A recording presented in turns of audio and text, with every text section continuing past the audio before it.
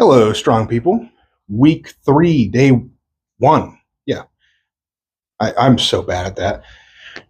Prepped for Northeast Regionals Battle at the Bridge on June 1st. It's an overhead press day, as usual, on day 1 of the week. I have a general idea. I think I have a 5 rep max strict log, and then after that, 3 sets of 7 at 275 on axle, I think. Clean and press every rep, which sucks. But it is what it is. I mean, we're going to be cleaning and pressing it in the log, both in the show, so definitely going to train it that way. I was not too kind to myself last week because I didn't clean up anything, so it's all still sitting right where I need to be. So that is first order of business. Get that cleaned up, get out of the way, so I can do my log press. And then my axle, of course. Picked up a new deadlift platform over the weekend. I mean, it's an 8x8, so it's twice as big as this one I have. I think I'm going to modify it a little bit, though. I think I'm going to put a full layer of horse stall mats over top of it, just so it's all mat on top and no wood in the center. The way this guy built it is he has the centerpiece of plywood, or whatever it is. It is some piece of wood. It's not plywood, but it's he has it 4 feet wide, and the one that I have is 3 feet wide in the center. Reason being, I just need that. I need more room there. I mean, I don't want to be dropping the deadlift bar of plates on the wood, so it should be fine. I need to go actually looking at it now, because I have my deadlift bar on there, and I think I'd be fine. Maybe I won't change it. I don't know. I have to play around with it. I want a platform that's like all horse stall mats. So, if I get like a circus dumbbell, like one of those Rogue Globe ones or whatever, I can just drop it and not worry about a crash pad or something. But that's unlikely. So we'll see. Maybe I'll leave it the way it is. I don't know. Maybe replace the stall mats on the sides. I don't know if they're glued down. If they are, then they're there. So we'll see. I'll play around with it. Got to paint it red, though. That'll make it look cool. But either way, I got it for a nice price, and I wanted one. I can't use it right now because I do not have the space for it in here. So that'll be for whenever we upgrade the gym entirely. But until then, we got our handy-dandy 4x8 one here that has done me well. Hit a lot of PRs on this platform. All right, that's enough talking. Let's move all this stuff, get warmed up, and do some pressing.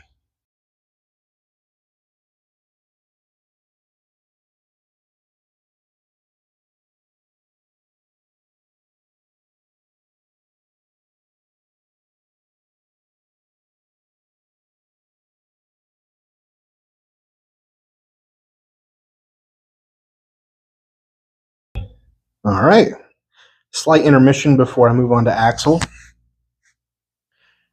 Log felt great. That felt amazing. I didn't want to say anything before, but like warming up, sometimes you can just tell. You can just tell when you're on. And I felt on today. It felt like I could have put whatever on that bar and strict pressed it, but that wasn't the plan, obviously. I had this number in mind all day, even before today. I had it in mind a couple of days ago. So I hit it. I hit it fairly easily. I lost my balance a little bit on rep 3. So that's why I went up and came back down so quick without getting a breath. So I tried to, if you're doing reps like this, in my opinion, and I think this is a pretty common opinion, you should try to breathe at the top while you have the log bar or whatever it is fully locked out. That way you're not trying to breathe with it while it's resting on your chest. That's how I like to do it for strict pressing. I don't feel the same way about, I'm trying to think.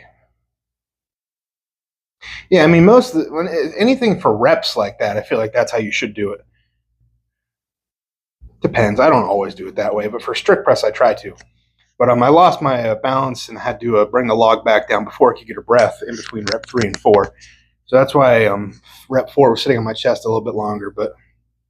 So I might have made it a little bit harder than it had to be. I'm happy with that. I feel like, I don't want to say 350, but maybe 340 would have been there. That would have been cool. Um, what is my best one? 360? I think 360 is my best. This is just kind of a whatever number because we don't do strict pressing competition. You can, but you don't get like extra points for not using your legs or anything. So if you can press more that way, go for it. But you probably can't. Some people struggle with push press or whatever, and that's fine. Well, in my opinion, it's not really fine. I think if you struggle with that and you're allowed to do it, I think you should do it because you're going to get more leg drive. Probably going to press more weight. But this is obviously a good sign that my shoulders are feeling strong. So that's all. Yeah, let's move on to axle because this is going to suck. This is going to suck real bad.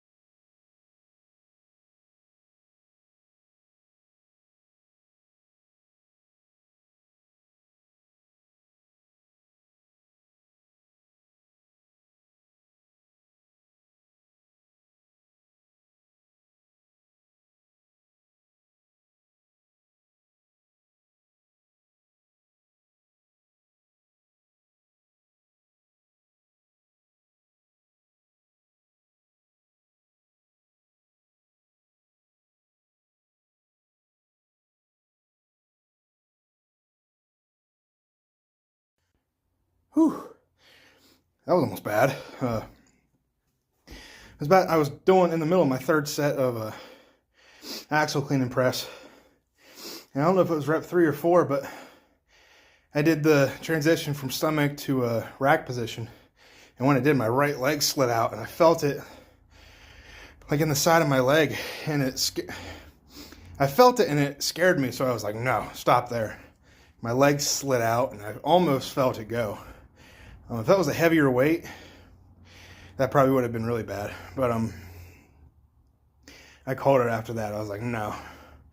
I need to pay attention to that more because this the wood on the top here, it gets kind of, it can be a little bit slick sometimes. If I have baby powder from deadlifts or some sand from a sandbag maybe leaking, whatever. I need to be more mindful of that. And after I dropped that rep, I was like, oh, let's see how slippery this is. And I slipped my foot on it. I was like, wow, I can't believe I was pressing on that this whole time. That was an unsafe pressing spot. So I got to take a note of that for next time. I cannot let that happen again because I got lucky there. I won't lie. My my right foot slid out, and my knee kind of went in because I was like, catching something. So I was dipping down a little bit. That could have been like a torn quad or torn, patella, anything. That could have messed up my knee right there. If it was heavier, I'm very confident it would have. So I'm thankful that it wasn't. But I felt that happen. I was like, nope, not doing that. First 2 sets were good, slow. I messed up the first set because I only did 6 reps because I can't count. I'm not gonna lie. What I anticipated, what we did the first week of this prep cycle, it was 3 or I don't remember how many sets, but it was 5 reps per set of 255, 258, because this axle's 68 pounds, so it makes math a little bit different. But it was sets of 5 at 258, and then the next week was sets of 7 at 258.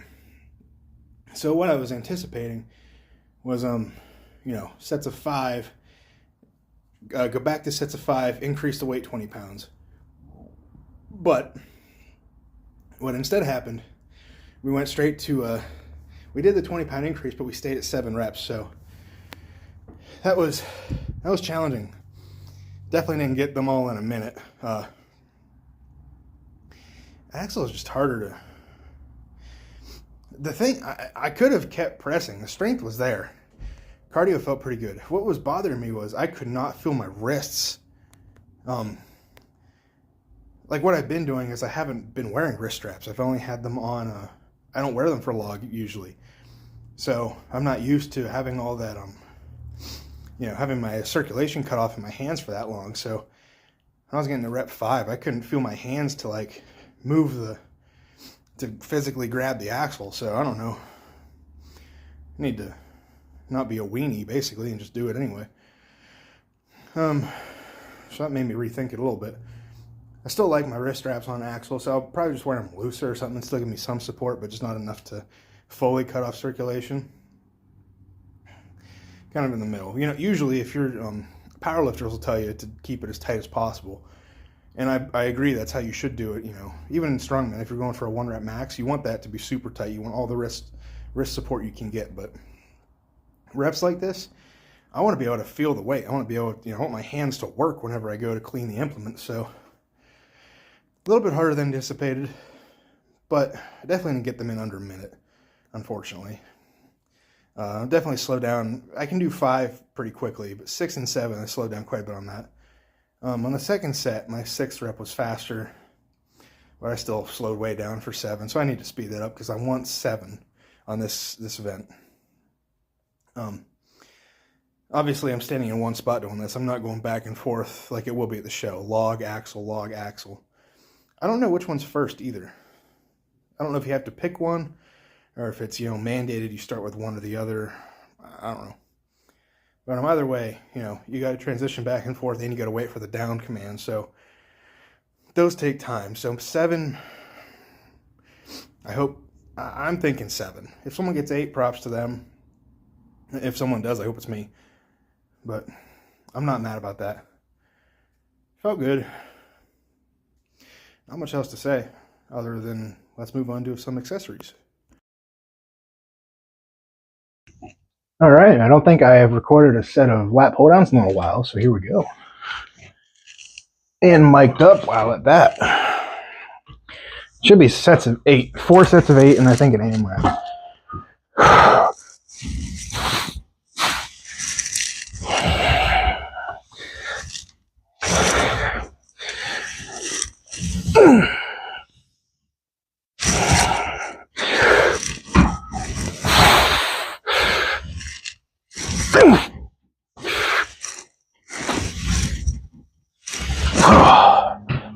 Oh, my foot cramped. Ooh. I was curling my feet up. Ooh. Oh. That axle and log took a little bit out of me. I'm tired. Not tired, but I was ready for accessories, is what I should say. You know what I tried recently? And I've seen this. I've heard about it a couple times now. I feel like I might have heard it before this, but I saw a video with Mitchell Hooper talking about his diet, and Stan Efferding, if you don't know, is a pretty big deal in the fitness industry. He's been around for a long time. Vertical Diet, Monster Mash, Brian Shaw's dietitian, nutritionist, whatever you want to call him, for a little while, I believe. Worked with Thor. Anyway, he's doing Mitchell Hooper's nutrition right now, and one of the things he has him do is orange juice and Greek yogurt. I don't know how much Greek yogurt he does. That bird just scared the crap out of me. It flew right by the window. I think it's like I think he does like 500 grams of low-fat Greek yogurt and non-fat Greek yogurt, whichever it is. And then just a little bit of orange juice. I think his is measured. I don't know exactly, but the orange juice is basically a vehicle for the Greek yogurt, because obviously it's kind of tough to eat that much Greek yogurt consistency-wise, and it's just not very efficient. So, but you measure it out, put it in a cup, shaker cup, whatever, any cup. Put the orange juice in, stir it up, shake it up, whatever, and it's like a dreamsicle. My buddy does it, and he swore by it. He said it's great. And there's a lot of benefits to, yogurt, the whatever, good bacteria, whatever else, gut health, all that fun stuff. Vitamin C from orange juice. I tried it yesterday. Yesterday. Dude, that is great. I mean, I made one shake. It was like 200 grams of Greek yogurt. We'll do a set. Wasting too much time.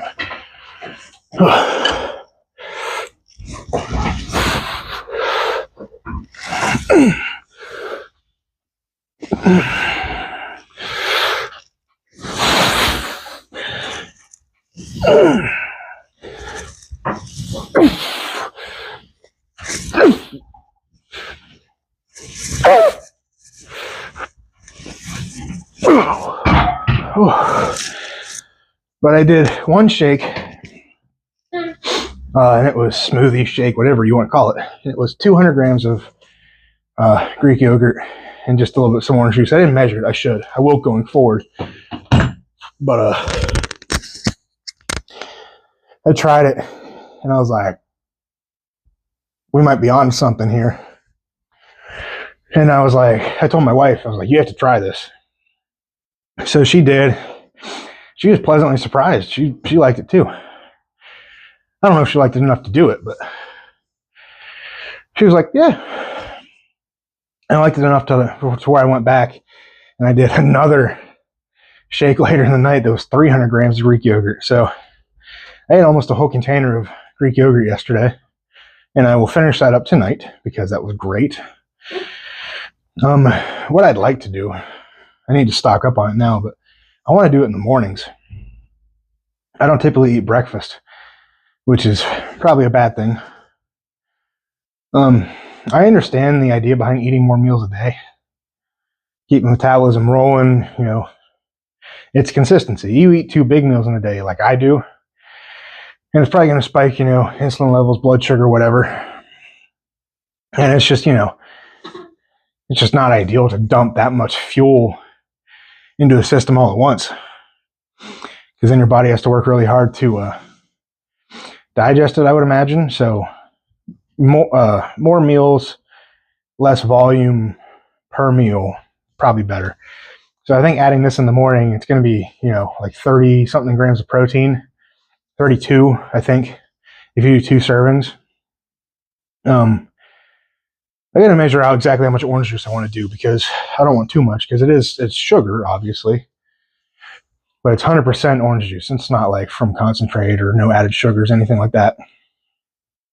So, but oh my God, it's so good. I wanted to do one today, but I wasn't sure how I would feel consuming Greek yogurt before a workout like that soon. I should have done it this morning, but I did not.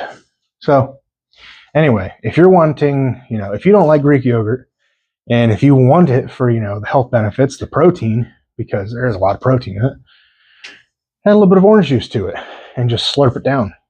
It's great. It mixes better than protein. Mixes better than protein powder. I'm not kidding. Like, I put 300 grams in and just enough orange juice to cover it, and it just completely, almost entirely dissolves. Which I was not expecting. I was like, there's going to be clumps and stuff in this. I'm going to have to choke it down a little bit. No, very wrong. It's that good. I ate a lot of Greek yogurt yesterday. And now I need more. So I'll finish out that container tonight for sure.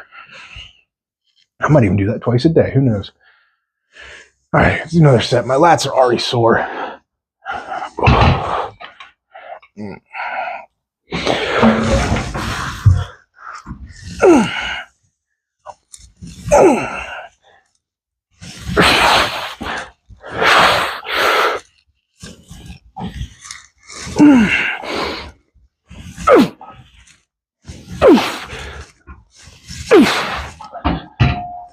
I don't know if that was 8 reps or 10. It doesn't matter.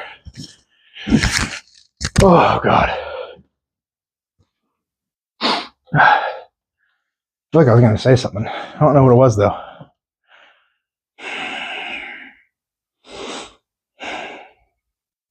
I don't know. Probably wasn't anything important then. I'll probably talk a little bit here, rest in between set, do my last set, my 4th set, I should say, not my AMRAP. And I'll call it after the 4th set. And I'll put you guys away for the AMRAP, because I probably already recorded like 10 minutes or so. Yeah.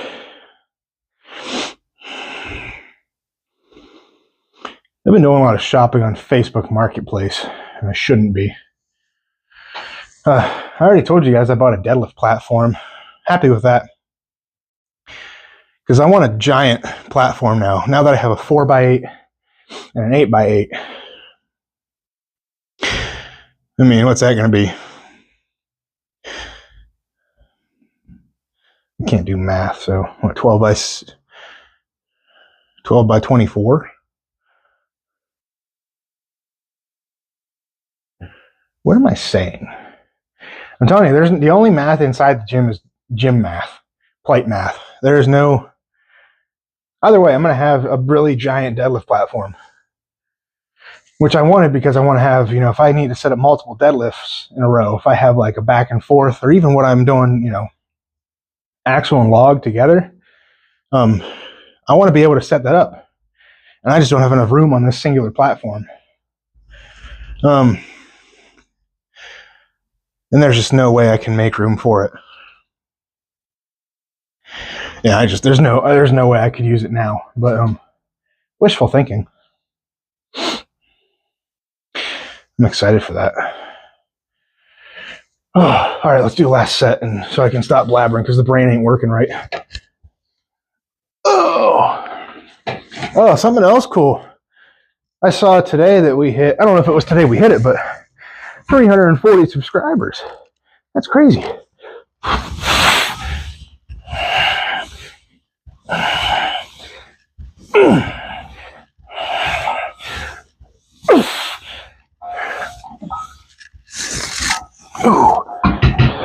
Oh, I know what I was going to say. I think I did a little weird thing to my shoulder while I was sleeping or during the sandbags on Saturday, but it's a little clicky. It didn't bother my strength at all. But I hit certain, like when I shake my shaker cup to mix up that orange juice Greek yogurt thing, I can feel my shoulder like clicking. I'm like, well, that's uncomfortable. I don't know what that's all about, but I should probably do something about it. So, all right, I'm going to check in with you at some point during this lift. Maybe at the end where I'm doing core work. We'll see. All right, let's close this video out strong. I still have one more thing to do after this, but this is all I'm recording. There was definitely something I was going to say. I don't know what it was now, so I'll just say this instead. Don't forget to do your core exercises. You can't be strong while also having a weak core. So the stronger your core is, the better your base is to build on. So let's do some core.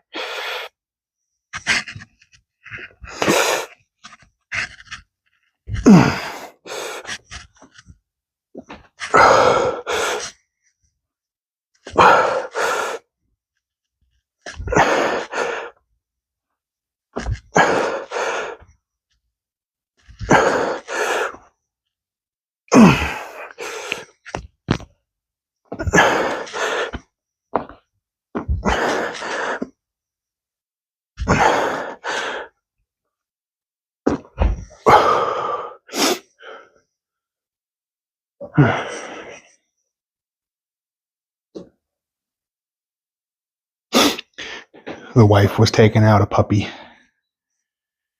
I need to hurry up. I've been out here too long. I got one more set of those. I did one off camera. What else was I going to say? Probably nothing important. I don't know. I'm having a lot of fun with this training cycle, though. I think I was putting a lot of pressure on myself for the Pro-Am, which it's a Pro-Am. First time flying, first time competing in a show that heavy. A lot of firsts, and I wanted to show up and do well. Didn't quite happen. I did well on, the couple events I was able to do. And went downhill from there, but it's over, so learn from it, move on. But whenever it's like local shows are still so much fun. And this is a local show, but it's kind of a big deal local show, being that it's regionals. There's an Arnold spot up for grabs. But at the same time, I'm gonna have fun with it. You have to. I wouldn't do this if I wasn't having fun. All right, last set.